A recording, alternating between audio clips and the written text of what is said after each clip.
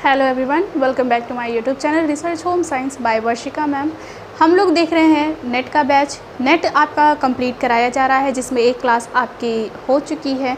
तो नेट को टारगेट करते हुए जो आपकी क्लासेस चल रही हैं बहुत इंपॉर्टेंट है, क्योंकि आप कहीं भी अभी तक में होम साइंस के लिए रिसर्च टॉपिक नहीं पढ़े होंगे और नेट जेआरएफ में और असिस्टेंट प्रोफेसर में अनुसंधान टॉपिक से काफ़ी प्रश्न भी बनते हैं। तो आज आपकी सेकेंड क्लास होने वाली है। पिछली क्लास में आप लोगों ने शोध का अर्थ देखा था, सर्च और रिसर्च में अंतर देखा था, उसके उद्देश्य क्या हैं और शोध प्रक्रिया के चरण कितने होते हैं, सारे चरणों को आपने स्टेप वाइज देख लिया था। अगर आपने अभी तक पहला वीडियो नहीं देखा है तो पहला वीडियो आप ज़रूर देख लीजिए, ताकि आपको ये वाली क्लास आसानी से समझ में आएगी। आज हम लोग जो डिस्कस करने वाले हैं वो हमारा टॉपिक होगा समंक या फिर डेटा। इसे ही हम लोग समंक कहते हैं, हिंदी में आंकड़े कहते हैं या फिर डेटा भी कहते हैं। तो देखिएगा, हम लोग करने जा रहे हैं, एक समस्या को निर्धारित किया है हमने। जैसे कि हम शोध कार्य करने जा रहे हैं। शोध कार्य किस पे करेंगे? जो हमारी समस्या है। अब इस समस्या पे जब हम शोध करेंगे या फिर हम कहें रिसर्च करेंगे, तो जो ये समस्या पहले से अवेलेबल थी उससे और आसानी से हम लोग उसको दूर कर सकते हैं। यही होता है एक प्रोसेस शोध कार्य का। तो देखिएगा, इन शोध कार्यों में, इन रिसर्च के कार्यों में जो हमारी समस्या है उनको सुलझाने के लिए हमें हल ढूंढना होगा। कोई ना कोई हमें एक तरीका ढूंढना होगा, एक युक्ति ढूंढनी होगी जिससे कि हमारी समस्या दूर हो सके। तो इन्हीं समस्याओं को दूर करने के लिए हमें जो हल चाहिए, प्रूफ चाहिए, तो वो क्या है? वही कहलाते हैं डेटा या फिर समंक।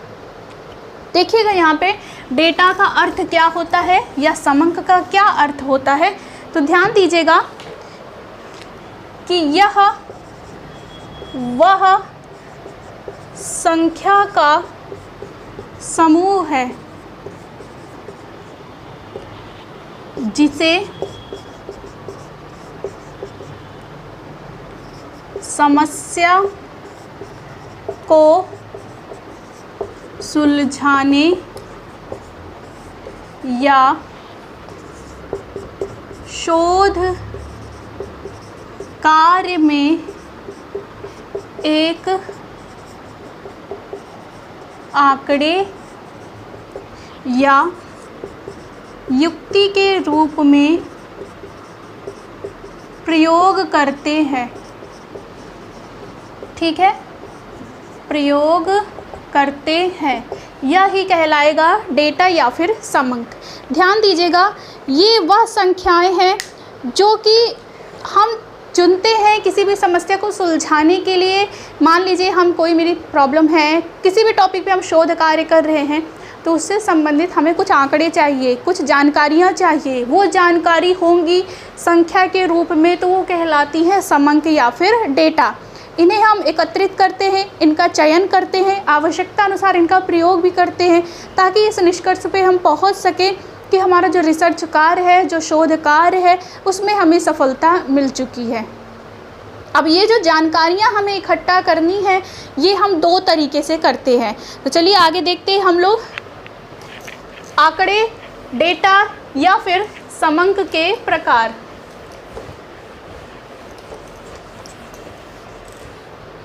इनके प्रकार और प्रकार की जो विशेषता है आप लोग अच्छे से याद रखिएगा, काफ़ी क्वेश्चन बनता है इससे भी। अब हम लोग देखेंगे प्रकार। प्रकार के अंतर्गत अगर हम बात करें, जो ये डेटा या समंक है, ये दो प्रकार के होते हैं ये आंकड़े। एक कहलाएगा प्राथमिक आंकड़े, दूसरा है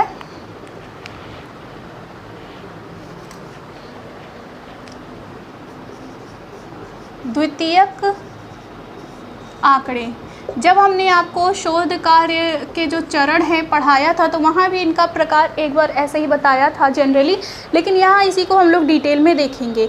और ये ध्यान दीजिएगा, ये जो टॉपिक है ये काफ़ी ज़्यादा इम्पॉर्टेंट है। डेटा के प्रकार से भी पूछे जाते हैं कई प्रश्न, आपसे उदाहरण दे देगा, पूछेगा ये किस प्रकार का डेटा है।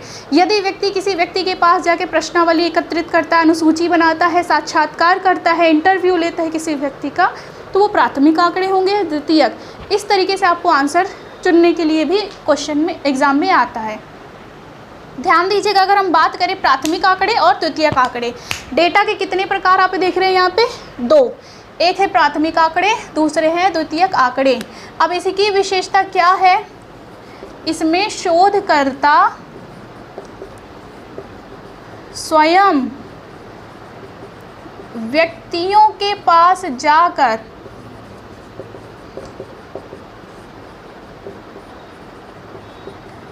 जानकारी एकत्रित करता है,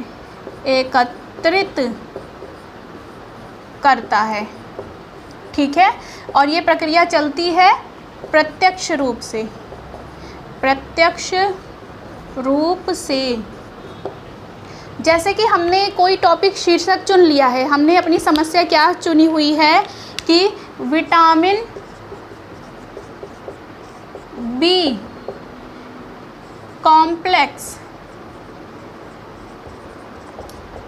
की कमी से होने वाली हानियाँ।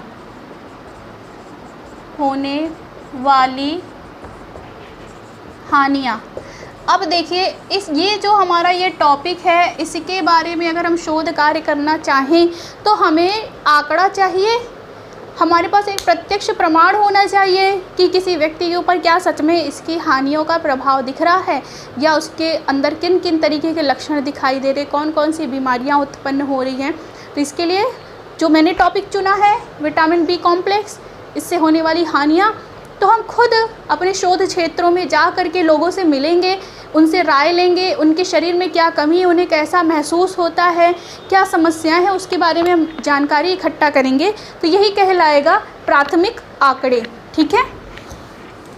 अब द्वितीयक आंकड़े अगर आपके पास कहा जाए कि ये क्या है, तो द्वितीयक आंकड़ों के अंतर्गत ध्यान दीजिएगा,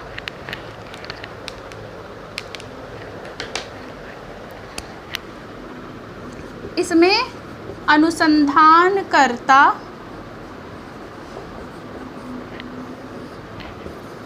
पूर्व प्रकाशित पत्रिका, मैगजीन, ग्रंथ, अभिलेख, सूचना आदि का प्रयोग करता है, ठीक है। इस बारे में ज़रूर ध्यान दीजिएगा कि द्वितीयक आंकड़े वे हो सकते हैं जिससे कि कोई व्यक्ति अपनी समस्याओं से संबंधित कोई डायरी लिखा हो, या फिर सर्वेक्षण करके कोई व्यक्ति प्रकाशित किया है। जैसे कि ध्यान दीजिएगा, आंकड़े 2 प्रकार के हैं, एक होता है प्राथमिक आंकड़े, दूसरे होते हैं द्वितीयक आंकड़े। एक है प्राइमरी डेटा, दूसरा है सेकेंडरी डेटा। प्राइमरी डेटा में अनुसंधानकर्ता या शोध करने वाला व्यक्ति स्वयं हर क्षेत्र में जा करके अपने आँखों से देख करके, अपने हाथों से लिख करके आंकड़ों को एकत्रित करता है।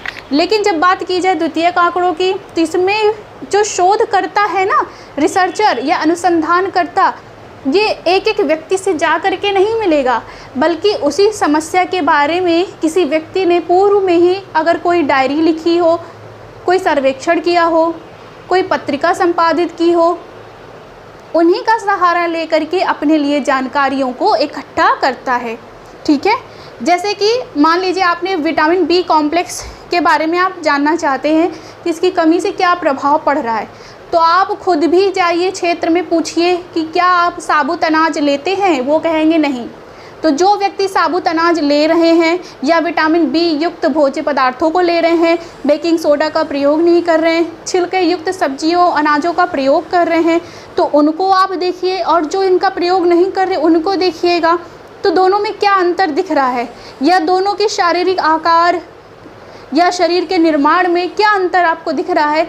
इस आधार पे आप स्वयं आकलन करते हुए, स्वयं देखते हुए एक डेटा इकट्ठा करेंगे, वही कहलाएगा प्राथमिक आंकड़े। लेकिन आप विटामिन बी कॉम्प्लेक्स और इसकी कमी से होने वाले रोगों के लिए कई किताबें भी पढ़ रहे हैं, होम साइंस में, विटामिन में, न्यूट्रिशन में आप इससे संबंधित कई किताबें पढ़ रहे हैं, चाहे वृंदा सिंह मैम की हो, चाहे अनीता मैम की हो, कई पब्लिकेशन की आप किताब पढ़ रहे हैं तो उसमें भी तो विटामिन बी से होने वाली कमी के बारे में लिखा है, तो वो किताब क्या हो जाएगी, द्वितीयक आंकड़े कहलाएगी। ठीक है।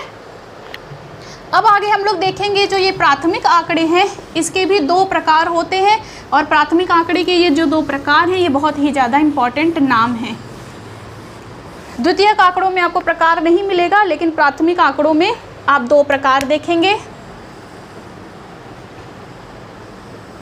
फ्रेम एक आप बना लीजिएगा। एक कहलाएगा संगणना अनुसंधान, संगणना अनुसंधान। ध्यान दीजिएगा, संगणना अनुसंधान को हम लोग सेंसस सर्वे या इन्वेस्टिगेशन भी कहते हैं।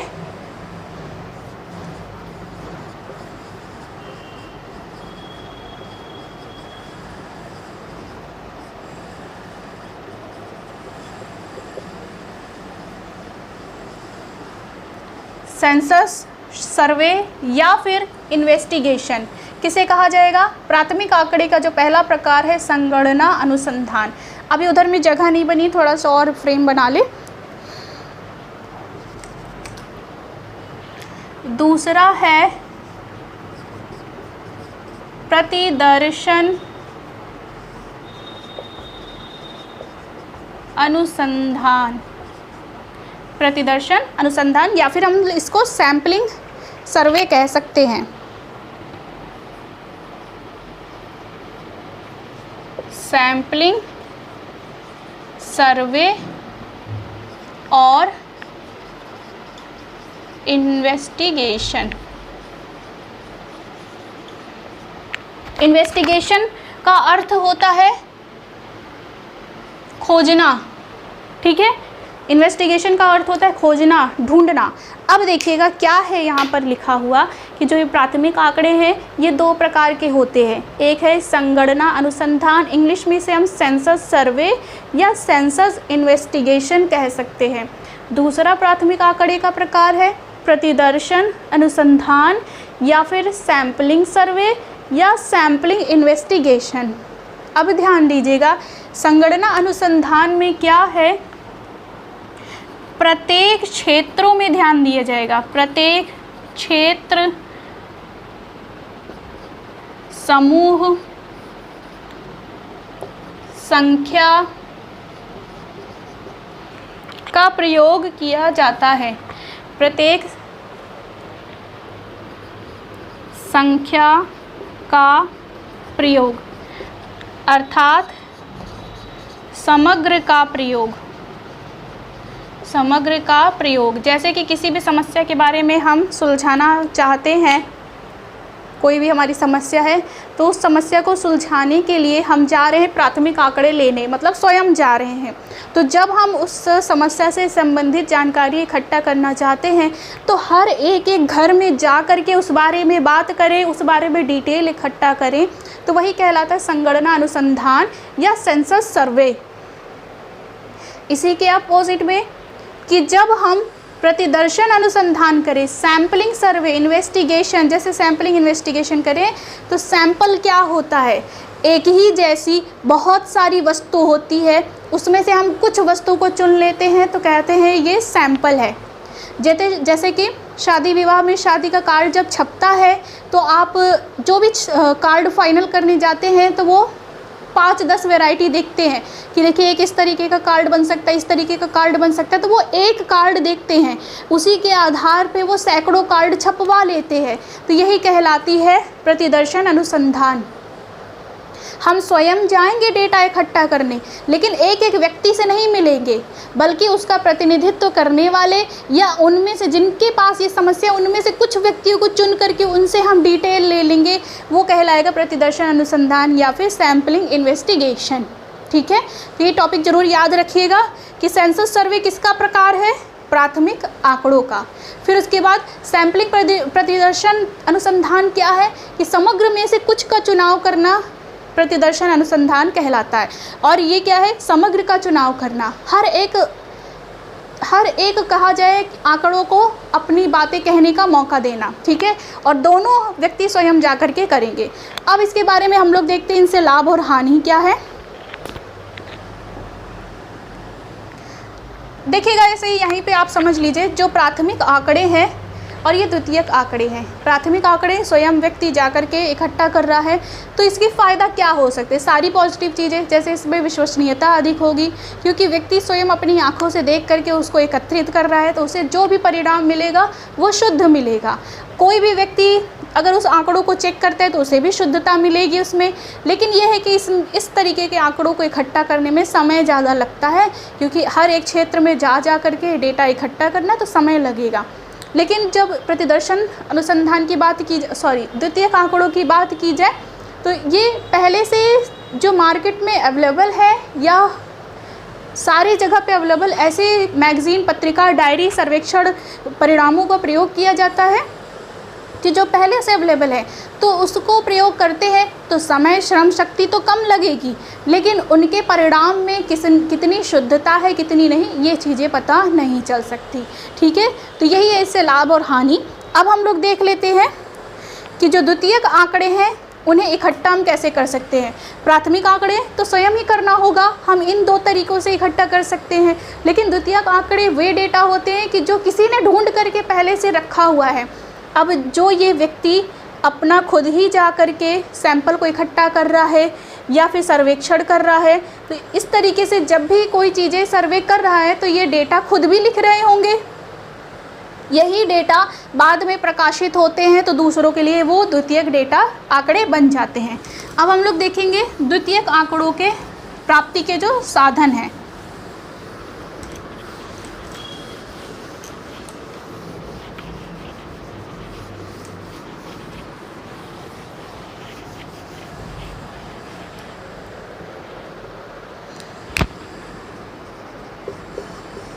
द्वितीयक आंकड़ों का संकलन, द्वितीयक आंकड़ों का संकलन। अब इसके अंतर्गत आप देखेंगे तो 3 तरीके से आप प्राप्त कर सकते हैं। एक आएगा सरकारी प्रकाशन, दूसरा है अर्ध सरकारी प्रकाशन, तीसरा है अंतर्राष्ट्रीय प्रकाशन।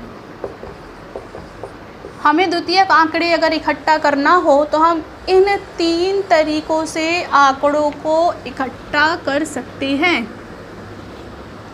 3 नाम आप इसे नोट कर लीजिए। अब इनके अंतर्गत आने वाली कुछ पत्रिकाओं के बारे में भी हम लोग डिटेल लिख लेते हैं। तो सरकारी के अंतर्गत लिखिएगा विभिन्न मंत्रालयों द्वारा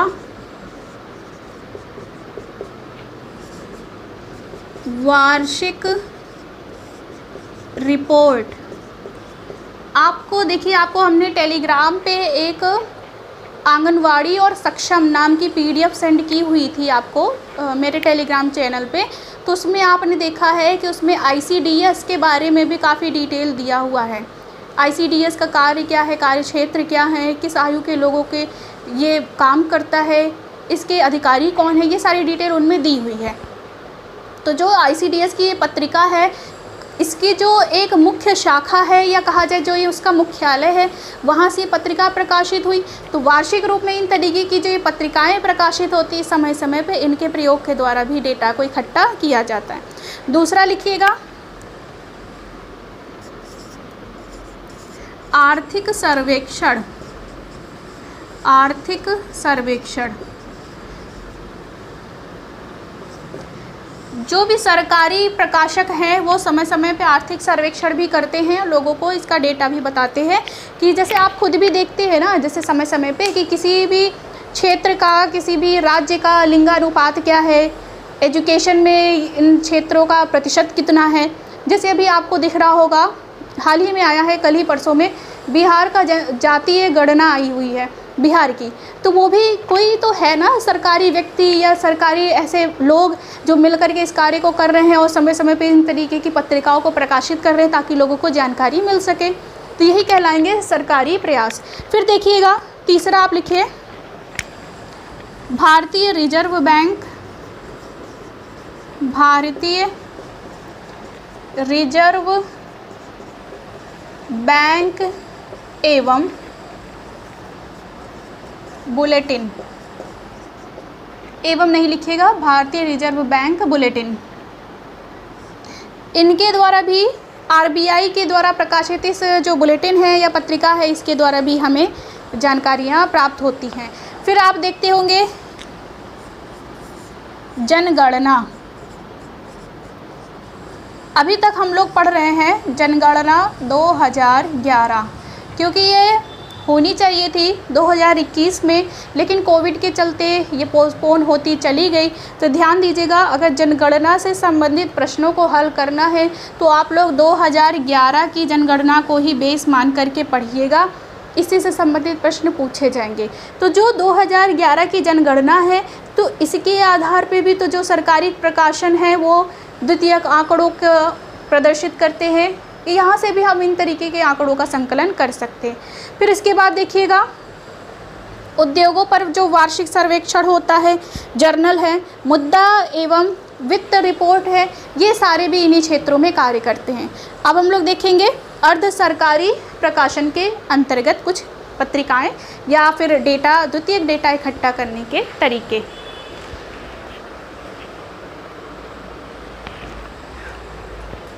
अर्ध सरकारी के अंतर्गत है जैसे नगर निगम, आप सुनते होंगे अक्सर कि नगर निगम की ये गाइडलाइन आई है, नगर निगम की ये गाइडलाइन आई है।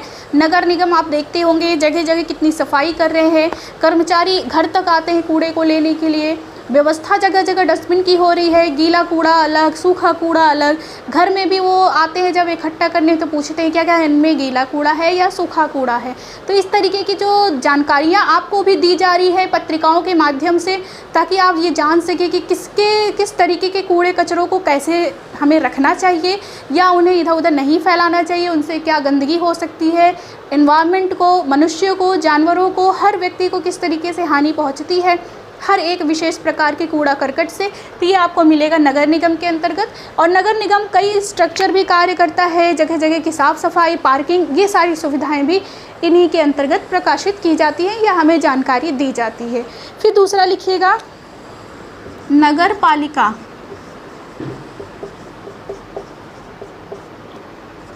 तीसरा नगर परिषद। अब देखिए ये क्षेत्र या आबादी के आधार पे इन्हीं का कार्य क्षेत्र विस्तार होता जाता है, विस्तृत होता जाता है।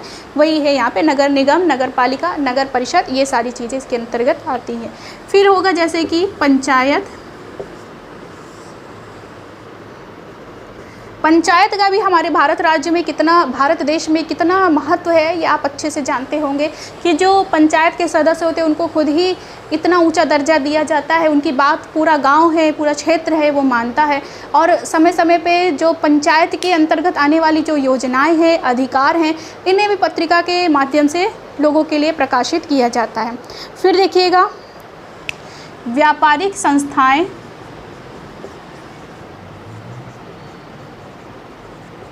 व्यापारिक संस्थाएं, जो भी अर्ध सरकारी के अंतर्गत आने वाली व्यापारिक संस्थाएं हैं। देखिए आपने बाज़ार जब पढ़ा था तो बाज़ार में देखा था ना आपने, सरकारी बाज़ार भी होते हैं, अर्ध सरकारी बाज़ार भी होते हैं। तो अर्ध सरकारी बाज़ार के अंतर्गत वे हैं कि जिसमें सरकार का भी अधिकार होता है और प्राइवेट क्षेत्र से जुड़े हुए व्यक्तियों का भी। तो इसके अंतर्गत समिति जुड़ी होती है जो कार्य करती है, जैसे कि खादी ग्राम उद्योग आप समझ लीजिए।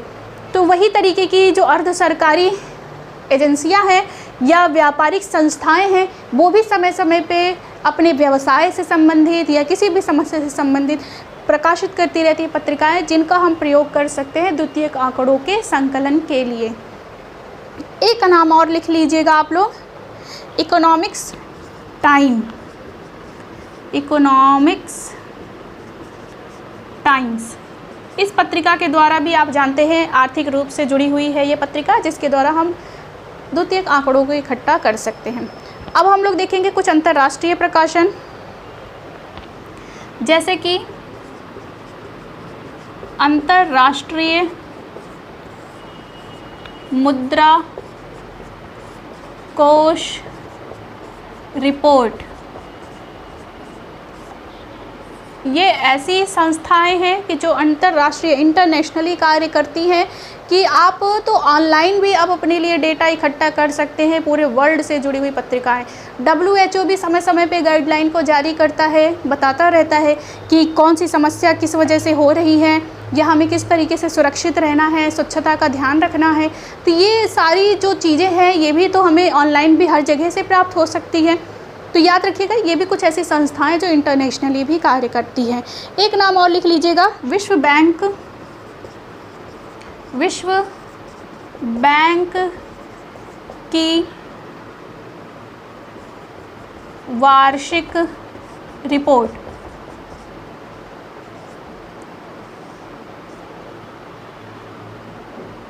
आपने देखा होगा विश्व बैंक जो है पूरे वर्ल्ड का बैंक है। ये क्या करेगा, ये समय समय पे अपनी वार्षिक रिपोर्ट प्रदान करता है, क्योंकि ये क्या करेगा, लोगों को मुद्रा लोन देने का, देशों को लोन देने का कार्य भी करता है और मुद्रा जमा करने का भी। तो ये समय समय पे ये बताएगा कि कौन से देश के ऊपर क्या कर्जा है या कौन सा देश किस प्रगति पे है, किस तरीके का देश किस तरीके से विकसित हो रहा है। तो ये सब चीज़ें भी आपको विश्व बैंक की वार्षिक रिपोर्ट के अंतर्गत दिख सकती है। एक आपने सुना होगा HDI ह्यूमन डेवलपमेंट इंडेक्स जारी हुआ है, जिसमें कि भारत का जो स्थान है वो 132 नंबर पे है। तो ये क्या है, मानव विकास सूचकांक, कि अब देखा जा रहा है कि जो भारत देश है वो कितने नंबर पे है लोगों के डेवलपमेंटल को लेकर के या मनुष्यों के डेवलपमेंटल को लेकर के, या देश कितना विकसित हो चुका है। तो इसमें लगभग 191 देश जुड़ते हैं, जिसमें से भारत 132वें नंबर पर है। तो ये देखिए, ये सब सूचनाएं भी कैसे पता चलेंगी, जब ये जारी की जाती है किसी संस्था की ओर से, तभी। तो यही सब तरीके होते हैं द्वितीयक आंकड़ों को इकट्ठा करने के। फिर देखिएगा, एक लास्ट एक देख लीजिए, UN statistical year book, United Nations की तरफ से है, स्टैटिकल ईयर बुक। ध्यान दीजिएगा, इसके अंतर्गत भी वार्षिक रूप से जारी की जाती है, प्रकाशित की जाती है, जिसे कि हम प्रयोग कर सकते हैं द्वितीयक आंकड़ों के संकलन के लिए। कोई भी समस्या है उनके लिए संख्या के रूप में हमें अगर डेटा चाहिए तो हम इन सब तरीक़ों से डेटा को इकट्ठा कर सकते हैं, जैसे कि सरकारी प्रकाशन, अर्ध सरकारी प्रकाशन, अंतर्राष्ट्रीय प्रकाशन। इसके अंतर्गत भी आपने कई नाम देखे, जैसे विभिन्न मंत्रालयों द्वारा वार्षिक रिपोर्ट। कई मंत्रालय है, कपड़ा मंत्रालय है, शिक्षा मंत्रालय है, उद्योग मंत्रालय है, परिवहन मंत्रालय है, समय समय पे वो अपनी वार्षिक रिपोर्ट को प्रकाशित करते रहते हैं। आर्थिक सर्वेक्षण भी अगर होता है तो वो भी पत्रिकाएं हमारे समक्ष आ सकती है। फिर है भारतीय रिजर्व बैंक के द्वारा जो बुलेटिन प्रकाशित किया जाता है। जनगणना का भी हम सहारा ले सकते हैं कई समस्याओं से जुड़ी हुई हम लोग जानकारी प्राप्त करने के लिए। तो जनगणना के अंतर्गत हमें अगर जानकारी प्राप्त करनी है तो हम लोग 2011 का अध्ययन करेंगे अभी के लिए। अब जब नया सर्वे हो जाएगा तो हम उनका प्रयोग करेंगे। जैसे कि RDA हर 10 साल पे परिवर्तित होता है, तो कुछ समय पहले हम लोग RDA 2010 पढ़ रहे थे, अब RDA 2020 पढ़ते हैं। फिर अर्ध सरकारी के अंतर्गत नगर निगम, नगर पालिका, नगर परिषद, पंचायत, व्यापारिक संस्थाएं, इकोनॉमिक टाइम, ये सारी ऐसी संस्थाएं हैं या ऐसे प्रकाशन हैं जिनके द्वारा हम द्वितीयक या सेकेंडरी डेटा को इकट्ठा कर सकते हैं। ठीक है, तो उम्मीद है आज का क्लास भी आप लोगों को अच्छा लगा होगा। अच्छे से मन लगा के पढ़ते चलिए। तो ये थी आज की आपकी सेकंड क्लास भी कंप्लीट। अब फिर इसके बाद आपकी नेक्स्ट क्लास आपको फिर जल्दी से मिलेगी। क्लास ख़त्म करने से पहले आज आपसे कुछ क्वेश्चन पूछ लेते हैं, उसका आंसर यहाँ पर दे करके आप लोग कॉमेंट में जाइएगा कि आज आप लोगों ने जो भी पढ़ा है क्या आपको वो याद है। उसके कॉमेंट करके आप लोग इसका आंसर ज़रूर चाहिएगा। नंबर वाइज आप लोग कमेंट करिएगा। पहला प्रश्न है, मानव विकास सूचकांक में भारत किस स्थान पर है। ओके, दूसरा है ह्यूमन डेवलपमेंट इंडेक्स, मानव को इंग्लिश में ह्यूमन, विकास को डेवलपमेंट, सूचकांक को इंडेक्स, यही चीज़ यहाँ पे इंग्लिश में लिखी हुई है। HDI में प्रथम स्थान पर कौन सा देश है? ठीक है, कौन सा देश है आप ये भी बता दीजिएगा। फिर आपके पास आपके लिए नेक्स्ट क्वेश्चन है, समंक के प्रकार, कितने प्रकार हैं नाम बता दीजिएगा आप लोग। फिर है प्राथमिक आंकड़ों के प्रकार, कमेंट में इसका आंसर आप लोग दे दीजिएगा। फिर है शोध के उद्देश्य, शोध के उद्देश्य क्या है एक बार बता दीजिएगा। फिर बहुत ही इम्पोर्टेंट क्वेश्चन, सर्च एवं रिसर्च में अंतर, परिभाषा के रूप में आप इसका आंसर ज़रूर दे दीजिएगा। तो यहीं तक था आज का वीडियो। उम्मीद है आज भी आप अच्छे से पढ़े होंगे, नोट करते चल रहे होंगे। आपको नेक्स्ट क्लास जल्दी ही फिर से मिलेगी, जो कि ये नेट JRF के लिए बेस आपका बैच चल रहा है इसी से। तो अपना ख्याल रखिएगा और इसका आंसर कमेंट में ज़रूर बता दीजिएगा, ताकि अगले क्लास में फिर हम आपके लिए और भी अच्छे क्वेश्चन यहाँ पर नोट करके रख लें। अगर आपने इसका आंसर अच्छे से दिया तभी नेक्स्ट क्वेश्चन आपका आ पाएगा। अपना ख्याल रखिएगा। आज के लिए इतना ही, धन्यवाद।